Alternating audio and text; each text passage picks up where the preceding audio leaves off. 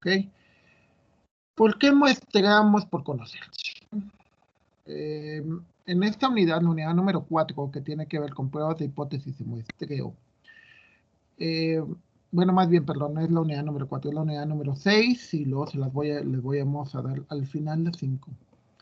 En esta unidad número 6, de nuevo, yo quiero conocer lo que pasa con un grupo, como ahorita ustedes. Yo quería saber lo que pasaba con el grupo. Y quería, obviamente, como no le puedo preguntar a todos, pues les pregunto a los que puedo.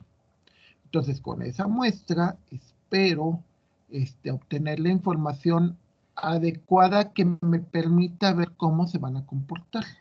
¿Sí? En la gran mayoría de los casos funciona. O sea, eh, digamos, me voy a ver medio feo, pero bueno. Desde cierto punto de vista de la gente profesional, la gente que tiene algún tipo de educación, o sea, que pasaron por la universidad, la educación superior, se supone que deberían de tener una mente racional y la mente racional está enfocada en estadística o en ciencia. Es decir, no asumen nada, sino se basan en las pruebas, ¿sí? O sea, las pruebas de que dices, si esto existe, pues, ¿cómo lo puedes comprobar? Entonces, por ejemplo, yo decía, pues los muchachos de su generación no son románticos. Esa fue mi hipótesis. Hice la encuesta y me salió que era falsa. O sea, yo me equivoqué. ¿Estamos? Entonces, esa es tu manera que deberías de pensar. Deberías de tener la idea de decir, por ejemplo, ahorita que acabo de llegar, estadísticamente he comprobado que las 3 horas que es desde mi clase que salgo a las 11 hasta ustedes que tengo a las 2, en esas 3 horas, si tengo la oportunidad, puedo hacer mi mandado y de, no sé, de que empezamos en septiembre hasta la fecha, o sea, septiembre, octubre y medio de noviembre, 2 meses y medio, ha funcionado.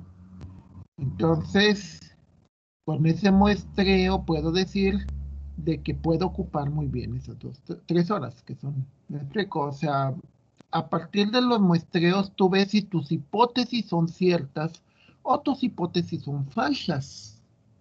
¿Sí? Eso es lo importante, de que como profesionistas piensen de esa manera. Traten de quitarse todo el de que yo creo, yo pienso, yo siento, todavía es peor. ¿Por qué razón? Porque son profesionistas. O sea, o sea, es como el mecánico, no van con el maestro mecánico y que te diga, yo siento que trae esto. Uy, ¿cómo? ¿Cómo que siente? No, no, no. Dígame si trae o no trae. ¿Cómo? Hágale las pruebas que se necesitan. Lo mismo con un médico, cosas por el estilo, ¿no? Entonces ustedes siempre fíjense en eso. Ok, entonces compartiendo pantalla porque luego se me olvidó. Estadísticamente, ¿como cuántas veces me equivoco y no comparto pantalla? ¿Alguna idea?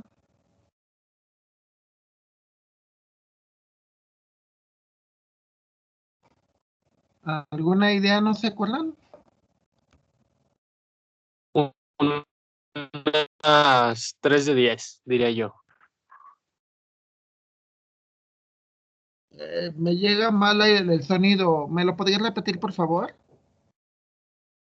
¿Cómo Les cuánto me dije que equivocaré? yo diría que son unas 3 de 10. 3 de 10, o sea, un 70% si tengo eficiencia y un 30% no.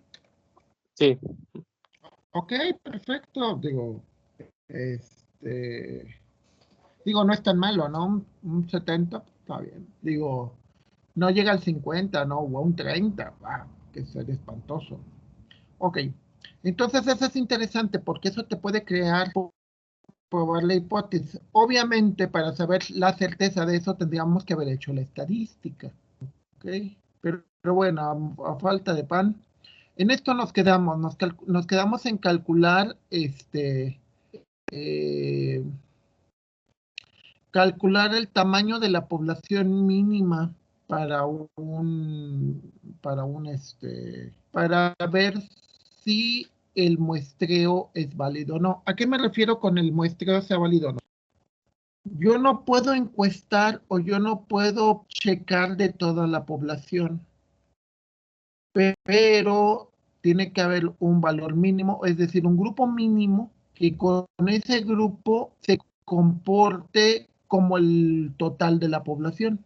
Es decir, nos preguntan, ¿qué tan popular es el presidente? Obviamente no me lo preguntaron a mí y supongo que a muchos de ustedes tampoco. ¿Por qué? Porque sería carísimo.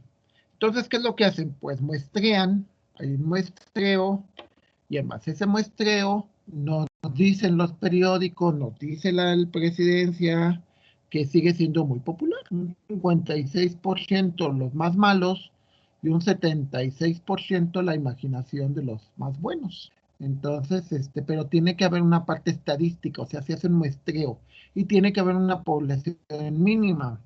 Aquí después de sacar estas fórmulas de arriba, donde nos dicen que la población total se debe de conocer, aunque también se puede calcular sin tener toda la población, dice que en estudios pilotos se sacó una media de 2.23 y una desviación estándar de 8.6. Es decir, ¿cuál es el valor más esperado, que es la media? 2.3. ¿Cuál es, qué tan lejos están los valores de esa media, que es la desviación estándar? Y lo clásico, el error en el que estoy dispuesto a estar. Como ahorita, por ejemplo, cuando llegué a clase, llegué a las 12 en punto. Nadie estaba a las 2 y para contarlo.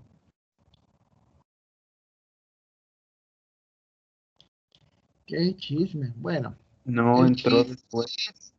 entré después, no entré como a las 2:03, algo así, 2:04. Entonces el Sí, error que están dispuestos a aceptar de que llegue tarde un docente o de que llegue temprano. ¿Cuántos los más que están dispuestos a esperarlo?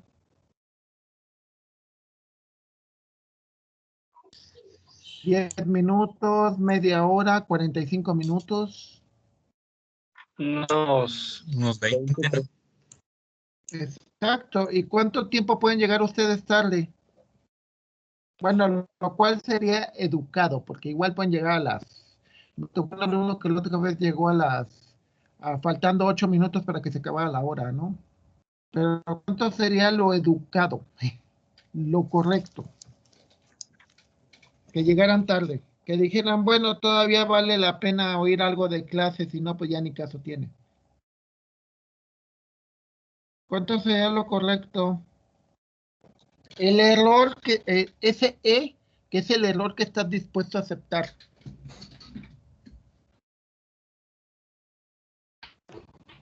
unos 5 minutos. A que ustedes lleguen 5 minutos tarde. Sí, ¿no? Bueno, es que 10 ya se me hace mucho. Bueno, sí, también, pero ahorita decían que el docente pudiera llegar 20, ¿o cuánto dijimos que era máximo que me esperaban a mí?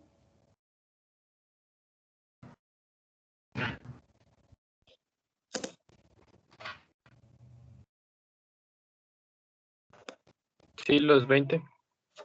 20. Entonces, a ver, nada más para que quedemos claros. Ese es el concepto de cuánto error estoy dispuesto a aceptar. ¿Sí? Si llega mi compañero de equipo y nos quedamos de ver en algún lugar, ¿cuánto es lo que estoy dispuesto a esperarlo? ¿5 minutos? Suponiendo que llegan en camión, ¿eh? Sí, está bien 5. ¿5? Ok. Ahora, ¿están esperando a la novia? ¿Es el mismo error?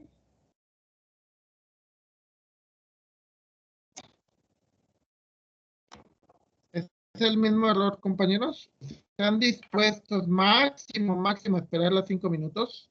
Y no llega que se vaya a volar.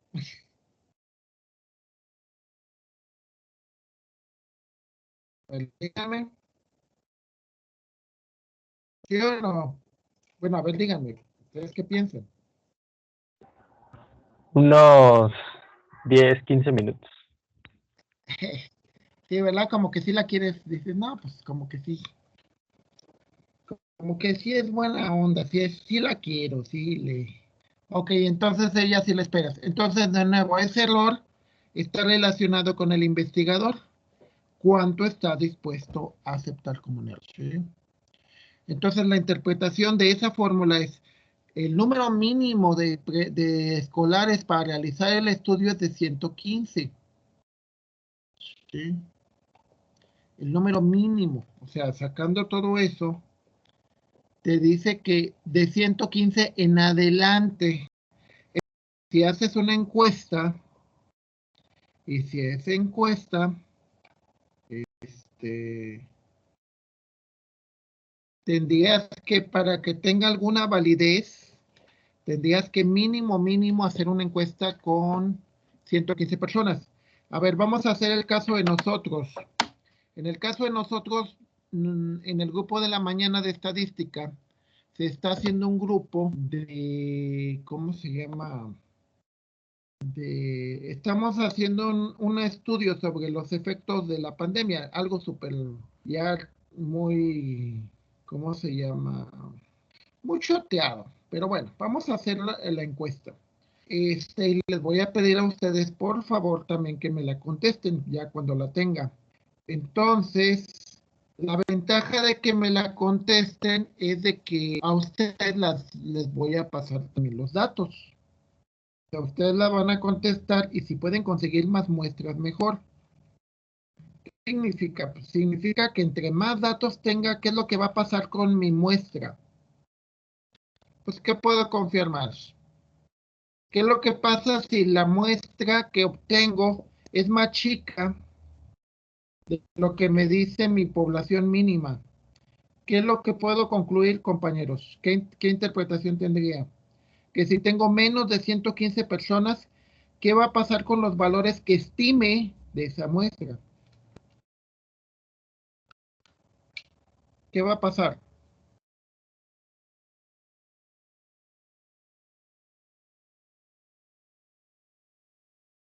A ver, compañeros, díganme, ¿qué es lo que va a pasar si tengo menos de 105 alumnos que hagan la encuesta? Los que se hagan el muestreo. ¿Qué es lo que puedo concluir de los datos que obtenga? Pues que no son confiables. Exacto. Wow, así me leíste la mente. ¿Estamos? O sea, tú dices, a partir de tanto. Ya. A ver, una pregunta. No sé si han leído las noticias. Por favor, léanlas. En Estados Unidos están diciendo, ¿por qué le están rebotando a Trump todas sus quejas de que hubo fraude y demás? Por cómo hicieron las encuestas y por cómo hicieron los muestreos. Le dice, matemáticamente no puede haber un fraude, y si hubo fraude fue muy pequeño. O sea, fue un fraude tan pequeño que no cambia el resultado de la elección, en el caso de que hubiera habido. ¿Sí me explico? Por eso cuando van ante los abogados, ¿qué le dicen los jueces? Pues lo mandan a volar. ¿Me explico, compañeros? Te dice, ¿sabes qué? Con los datos que tenemos no te podemos creer. Entonces, bueno, por ejemplo, para estimar una proporción, la PD es la proporción esperada de sujetos.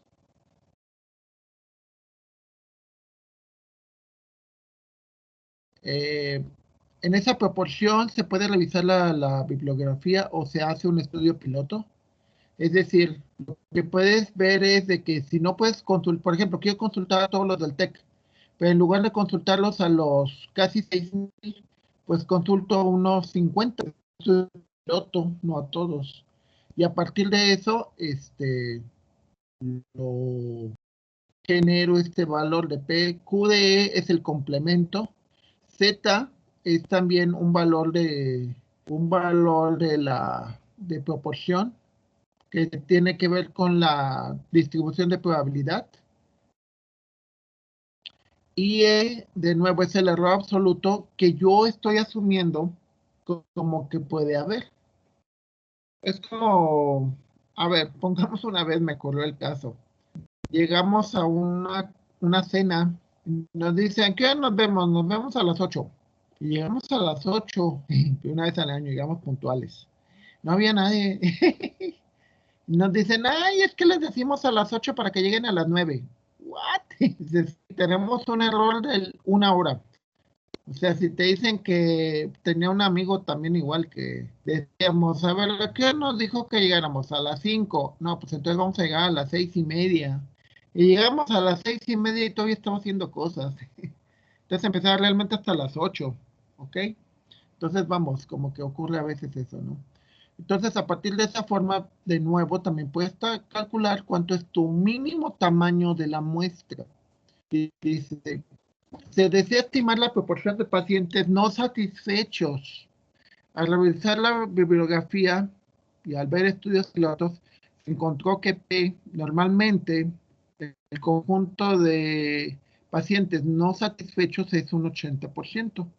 Si se calcula un error absoluto del 5%, entonces, ¿cuál es el tamaño de la población que deberías de tener? A ver, aquí no tenemos el tamaño de la población, es que este es el tamaño de la muestra. El tamaño de la muestra aquí, Z, viene de la distribución de probabilidad. Punto 8 es la proporción de lo que nosotros calculamos. Punto 2 es el complemento. Obviamente, 1 menos punto 8 te da punto 2. Punto 0,5 es el error que estoy dispuesto a aceptar.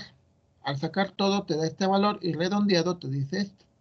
Te dice que para estimar la proporción de clientes no satisfechos se debe de evaluar mínimo a 246. A partir de eso, regresando a lo que nos dijeron ahorita, esto ya es confiable. Si son menos de 246, entonces no, hay que tener sus reservas. El muestreo. ¿Sí?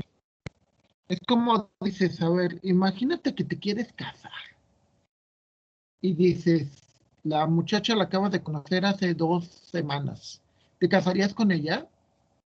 O por lo menos muestrearías un poquito más para ver si realmente funcionan o no. Yo, en mi caso, yo con mi esposa fue 1 año. Antes de casarnos, sí fue 1 año y con mi exnovio fueron 3 años antes. O sea, siempre hay, o sea, ¿por qué es útil el muestreo? Díganme.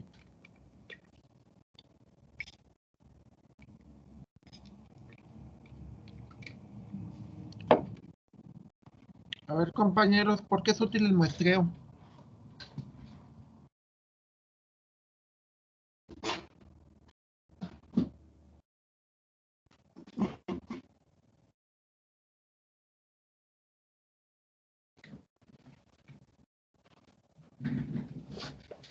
Yo cuando les pregunto algo, normalmente en realidad estoy muestreando, ¿eh?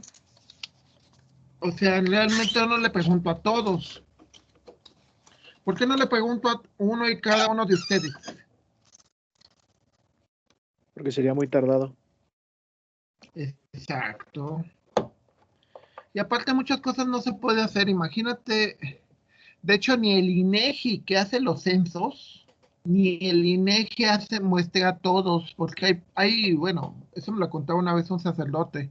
Dice, es que hay comunidades que están, pero lejos, no hay camino. Tiene que llegar en mula o a pie, así subiendo peñas y cosas por el estilo. Son comunidades muy, muy alejadas. Entonces muchas veces sería costosísimo llegar hasta allá. Métodos. No probabilísticos y probabilísticos.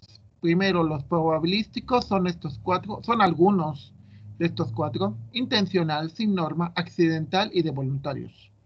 El probabilístico, aleatorio simple, sistemático, estratificado y de conglomerados. Los no probabilísticos se denomina muestreo dirigido, aunque se desconocen las probabilidades de selección de cada elemento. El procedimiento se realiza de una manera poco informal y arbitraria, así como que tú y ya.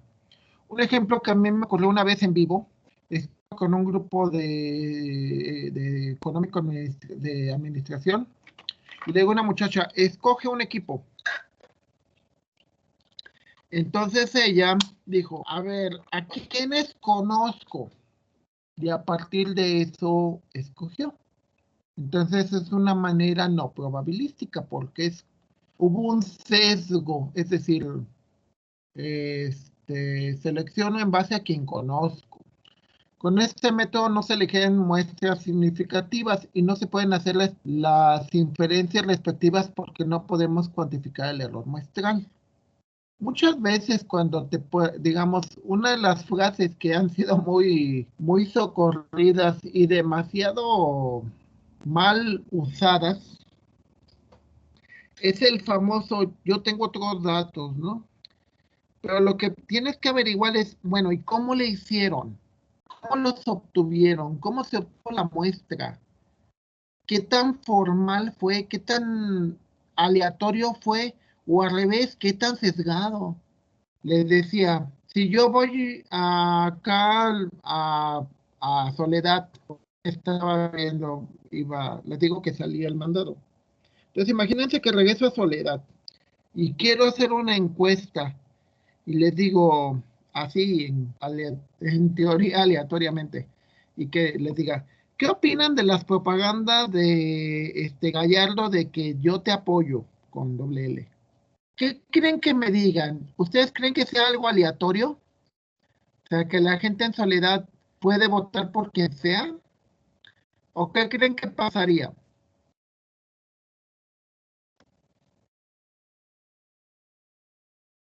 ¿Qué creen que pasaría, compañeros? No, pues no sería aleatorio, ¿no? Porque muchos, bueno, casi todos están con él. Pues sí. Y a la vez, por ejemplo, TX, ¿por qué partido votarán? Los barrios tipo como el mío, que es San Sebastián, votan por el PAN. Siempre ha sido panista, no importa quién sea el candidato. Bueno, no sé, igual hay otros lugares que sean un poco más imparciales, ¿no? Pero sí, Soledad sí tienen un apoyo tremendo, ¿no? Pero bueno, digo, esta no es una clase de política. Lo único que me interesa que entendamos es la parte del sesgo. ¿Estamos de acuerdo? Entonces, en este caso, el no probabilístico es sesgado. Por ejemplo, dice, a ver, dice, resultan muy útiles cuando el estudio resulta muy costoso o cuando se tiene dificultades para llegar a ciertas zonas o que en cierta manera no es indispensable que las muestras sean representativas, sino que solamente reúnan ciertas características. A mí me tocó ver un caso muy claro en un comercial de cafeteras. Era una cafetera que solamente se vendía en Sambors y en Liverpool, comercialote. Y la verdad, por cómo se veía, no les interesaba que lo comprara toda la población. ¿Me explico? O sea, a ver, díganme, porque luego se ofenden. Díganme de algunas colonias donde no creen que compren en Sambors o en Liverpool o en Plaza San Luis. Gente de qué colonias normalmente no andan por ahí.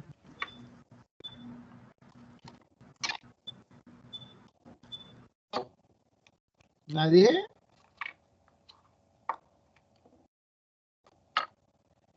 A ver, De la 2000. compañeros, ¿cómo de qué colonias dirían la probabilidad de que haya alguien que compre en esos lugares la 2000? ¿Ustedes creen que ahí se encontrarían gente del arbolito? No, yo Prados. pensé que era que ¿De no. dónde Yo pensé que era más? de los que no habrían.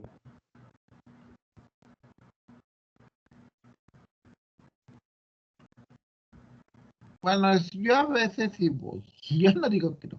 Pero bueno, pero a veces cuando hay ofertas, si no, no. Se supone que este tipo de inferencias lo que obtienes no tienen validez estadística, porque esos resultados solamente son válidos para ese grupo. ¿Qué es lo que se quejaban, por ejemplo, del movimiento Frena, no? El movimiento Frena decían que pues era pura gente rica y que tenía negocios y demás, entonces dicen, pues obviamente, pues eso no representa a la población. Entonces, bueno, entre los tipos más comunes, el intencional. Por ejemplo, el intencional, el investigador escoge una determinada zona, ¿no? por el caso, ¿no? Sondeos preelectorales de zonas que en anteriores votaciones han marcado tendencia. Pero también, como en cierta manera, sí representan o sea, por ejemplo, en Estados Unidos hay estados que dicen siempre han sido de un partido, demócrata o republicano. Entonces, ahí muchas veces los candidatos ya no van, porque dicen, no importa quién sea el candidato, esos estados van a votar por él. Como decíamos ahorita, Soledad es de Gallardo, ¿no? O sea, es prácticamente, pero, por ejemplo, ¿qué otras zonas de la ciudad creen que estén así de sesgadas? O sea, que la gente es de cierto tipo. ¿Quién creen?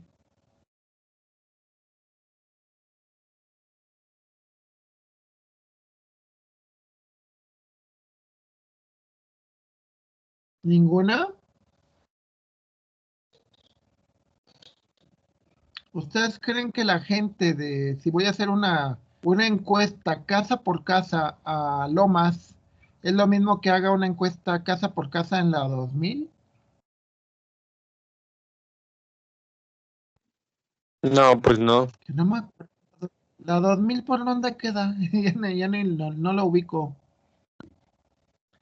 Yo fui repartidor y conozco muy bien el centro, pero las zonas así como que no me cae el 20.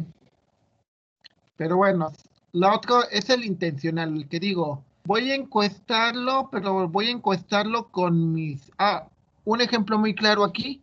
¿Saben cuál es el intencional? Es ahorita con Trump. Dicen que alrededor del 70% de todos los que votaron por Trump creen que hubo fraude. Y ahí hicieron una encuesta con ese grupo en particular y todos creen que hubo fraude. En ese grupo. El segundo se le dice chunk o pedazo. Y en este caso, por comodidad, se escoge un cierto grupo. Por ejemplo, yo ahorita, en cierta manera, por comodidad, la encuesta que vamos a hacer de la pandemia va a ser por chunk, o sea, por un grupo, por un pedazo. ¿Por qué? Porque yo tampoco tengo acceso ni dinero para que lo podamos hacer en grande, ¿no? O sea, ¿cuáles son mis pedazos por los grupos que tengo? O sea, el grupo de estadística de ustedes, el grupo de estadística de administración, matemáticas discretas y métodos numéricos. Son mis chunks, ¿sí? Son aleatorios, pues no completamente. O sea, no representan a toda la población de San Luis. Por ejemplo, ¿cuántos de ustedes, nada más para ver las manos, cuántos de ustedes viven cuál sería una zona rica, así de mucho billete? Allá por el Tangamanga, por ejemplo, donde está ¿cómo se llama ese bar? Que está enfrente del Tangamanga por Avenida Chapultepec, que fui hace muchos años, pues ya no. Por Por Himalaya. esas son, ¿sí han visto ándale, por el Himalaya, ¿sí has visto esas privadas? ¿Sí han visto esas privadas? Por ahí vive el gobernador, para su información. Una pregunta, ¿cuántos viven por ahí? ¿Quién vive por ahí? José Luis, ¿tú no vives por ahí? Nah, yo vivo en Prados, profe. Bueno, la verdad. Ay, tenemos problemas con la red. Ok, entonces supongamos que no. ¿Cuántos viven por la Rivas Guillén?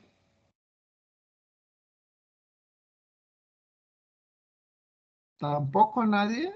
A ver, ¿cuántos viven? Entonces la mayoría de los de aquí viven en zonas medias, ni en las zonas más fifí, ni en las zonas más chairas. Madre mía. Entonces, si se fijan, no es aleatorio, o sea, como que hay cierto sesgo, como que los estudiantes no vienen de todos lados. ¿Cuántos vienen de los municipios? O sea, que vengan de Zaragoza, de Mezquitic, así, que no vengan de la ciudad de la capital, por llamarle así. ¿Quién viene de fuera? Nadie. Entonces, eso significa que los grupos son un grupo normal, pero significa que no hay de todo, o sea, hay ciertos grupos. Entonces, no es completamente probabilístico. Accidental. Por ejemplo, un grupo accidental sería aquellas que son muy pocas personas y que corresponde a gente que tiene características muy raras. Por ejemplo, enfermedades así que le da a uno por cada millón de habitantes, o casos que son más situaciones raras. O sea, y que haces una encuesta con ellos porque son los que te interesan, pero de alguna manera no es probabilístico. Es decir, no agarraste de todos tipos, sino agarraste nada más ciertos casos, ¿no? Por ejemplo, cáncer del corazón en 15 años, pacientes con pericarditis purulenta. Uy, qué horror. O por ejemplo, niños genio.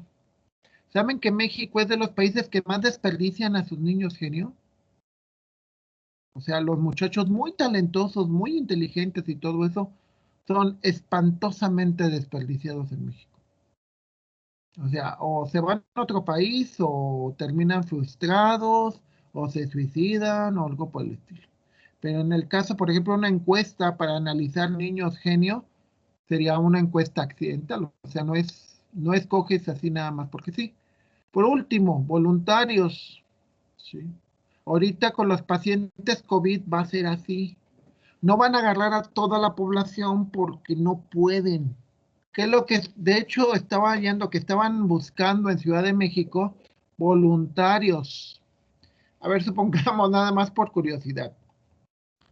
De ustedes 7, alza la mano quien estaría dispuesto a participar en los experimentos para ver si funcionan las vacunas COVID.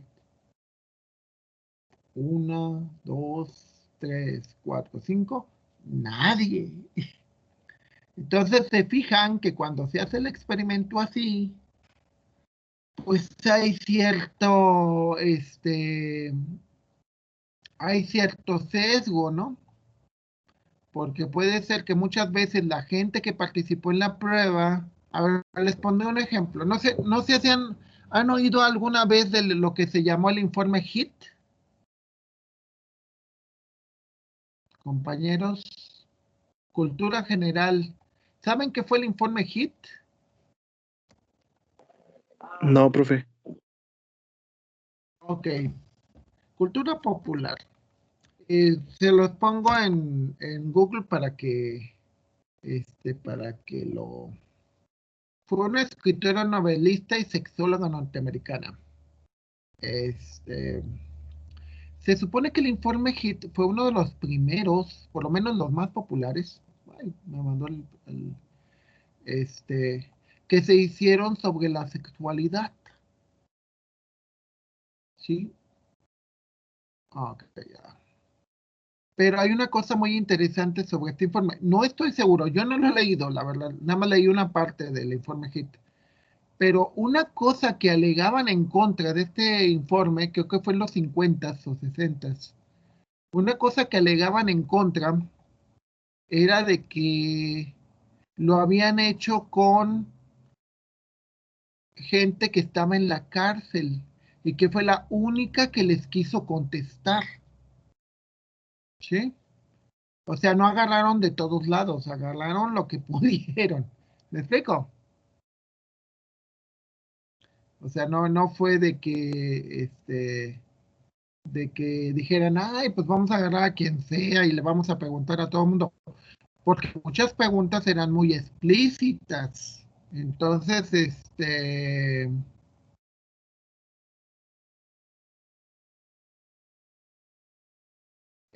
se supone que su estudio, que a ver, déjenme ver, es pero a ver, déjenme ver si viene la fecha, debería de venir la fecha. Bueno, aquí nada más vienen los datos. Georgette no tuvo hijos. Se supone que se nacionalizó alemana porque después tuvo muchos problemas. Dice, se discuten métodos de muestreo con su muestreo en Literary Digest.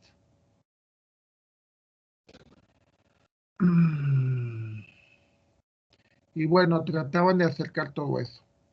Pero les digo, una de las cosas que se quejaron del informe HIT fue de que como fueron voluntarios, había ciertas cosas que decías, pero es que nada más es en ese grupo, no en todos. Obviamente ya con los años, pues ya la gente como que quiso contestar más, ¿no? O sea, por ejemplo, hay unos casos que son muy curiosos. Yo la otra vez estaba leyendo. ¿Saben en qué ciudad del país supuestamente, según los estudios, que habría que ver qué tan probabilísticos fueron? La ciudad donde había más infieles, o sea, hombres infieles en México.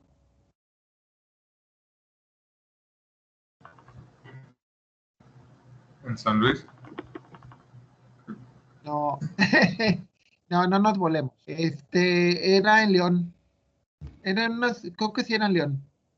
En Irapuato o en León, o algo así.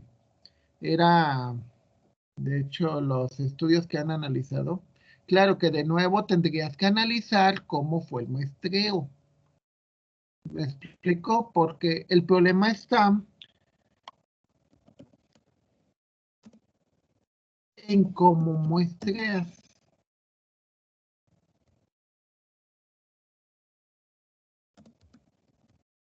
Mayor infidelidad, más infidelidad en México. Y sí, ¿eh? ¿Quiénes son los más infieles? Se supone que los hombres son más, pero... Y las mujeres un poco menos, aunque eso implica que entonces los... ¿Cómo se llama? Sí, por ejemplo, dices, dice, el 35% de los hombres han traicionado a su pareja y solamente el 21% de las mujeres. ¿Sí? Pero de nuevo, habría que analizar cómo se hicieron las pruebas. ¿Me explico? Es muy Más bien a las mujeres interesante, no las ¿no? cachan. Porque por eso, ¿verdad? No, es que vamos, lo que acabo de decir ahorita es muy cierto, no tanto en el cierto, sino en el sentido de que igual ellas no lo... Está el famoso sesgo de que las mujeres no lo quieren decir y los hombres lo mienten. O sea, para los hombres se supone que es una prueba del machismo, de que hayas andado con muchas aunque estés casado. Y en el caso de las mujeres es una cierta vergüenza, porque es una vergüenza, de que te cachen que has andado con muchos. Y de hecho yo lo he visto con mis alumnos, cuando les hacemos las preguntas de que cuánto es el número máximo de hombres que estarían dispuestos a aceptar exnovios de su posible, con quien se van a casar, y la gran mayoría acepta uno o dos.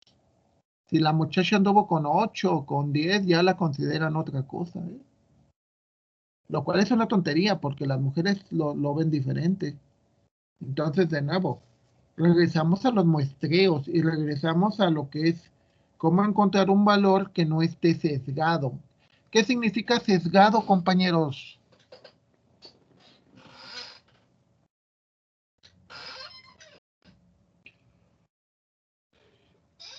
A ver, políticamente, ¿Soledad está sesgado?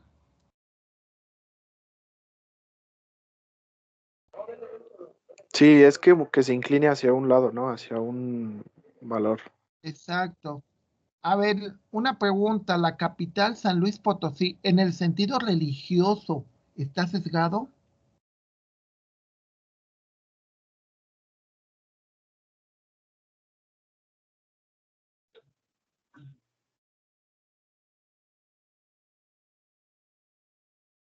También, ¿no? Porque la mayor, ¿Eh? mayor parte somos católicos. Exacto. Bueno, yo también, ¿eh? Pero sí, hay un sesgo, ¿eh? Hay un sesgo. Entonces, como dices, el sesgo inclina hacia un lado o hacia otro. Esa es la diferencia. Los métodos probabilísticos son aquellos, bueno, lo terminamos de ver mañana, pero nada más para que tengan la idea, en donde cada elemento de la población tiene una probabilidad perfectamente conocida de ser incluida. Y aquí lo que se trata es de que no estés cargado para un lado o para el otro de antemano. Sí, o sea, de que Una muestra probabilística proporciona medidas de precisión en las que podamos confiar. Si yo les digo algo, o sea, por ejemplo, no sé, eh, por ejemplo, yo tengo un sesgo de que me ha tocado vivir crisis económicas desde la de 82 con López Portillo y de Miguel de la Madrid hasta la del 94 con Salinas de Gortari y Cedillo, que te quedas, dices, Dios mío, con que ahorita no pase lo mismo, ¿no? Porque yo ya tengo un sesgo, yo ya viví esas cosas. Entonces esperamos que no, esperamos que yo me equivoque, ¿sí? Digo porque sí les he comentado que la razón principal de que trabajé en el tecnológico, porque yo trabajaba para una fábrica en el 94, pues fue precisamente una crisis económica. Entonces hubo un sesgo, es decir, un evento, algo que inclina las cosas hacia un lado o hacia otro. No me quejo, gracias a Dios he disfrutado de muchas cosas y espero no haberlos perjudicado mucho. Pero sí, hay un sesgo, o sea, hay un evento que de alguna manera cambia las cosas. ¿Están de acuerdo? ¿Ustedes nunca han tenido